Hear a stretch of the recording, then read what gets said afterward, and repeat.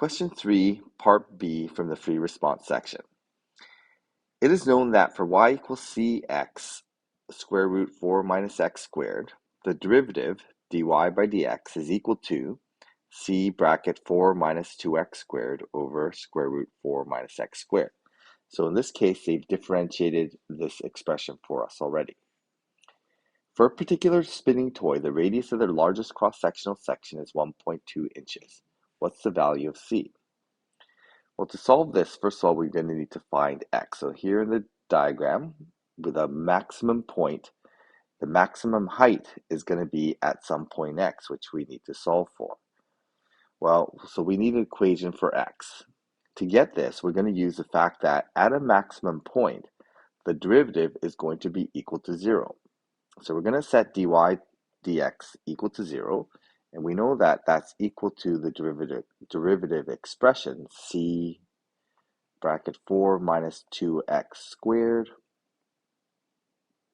all over the square root of 4 minus x squared. And we know the denominator can't be equal to 0, so we have some restrictions, but we can still solve this equation because we can set the numerator equal to 0. If the numerator is 0, then the whole equation is equal to 0. So we're going to do that. So writing this new equation, we have 0 is equal to c, and we have this 4 minus 2x squared. We can look at these factors independently of each other, so we can just say that 4 minus 2x squared is equal to 0. We can just solve this by solving for x, isolating the x. We move the negative 2x squared to the other side, divide both sides by 2, and we end up with x equals, undoing the square, we end up with square root 2 plus minus. Now, since this is in quadrant 1, we know that that x value must be only the positive version. So we know that that must occur at x equals square root 2. Okay, so that's the first part. We need to establish where that x is.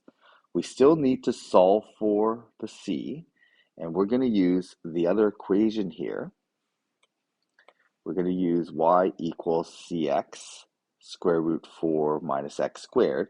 And we're also going to use the fact that this coordinate on that curve is when x equals root 2, y equals 1.2.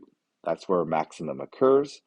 And we know that that must be a point on that blue equation. So I'm going to set that equation as y is 1.2, c, and we know that x is going to be root 2, so we're going to substitute that in. 4 minus root 2 squared. Okay, so once we have established that, now we have an equation to solve for c, and then we just have to isolate the c variable here. So we end up with square root 2c. When we multiply this out, so 4 minus square root 2 squared is going to be 2, so we're going to have root 2. The root 2 times root 2 just becomes 2c, and that's going to be equal to 1.2. So we end up with the c value equal to 0.6. Okay, so the value of c then works out to be 0.6 for this problem.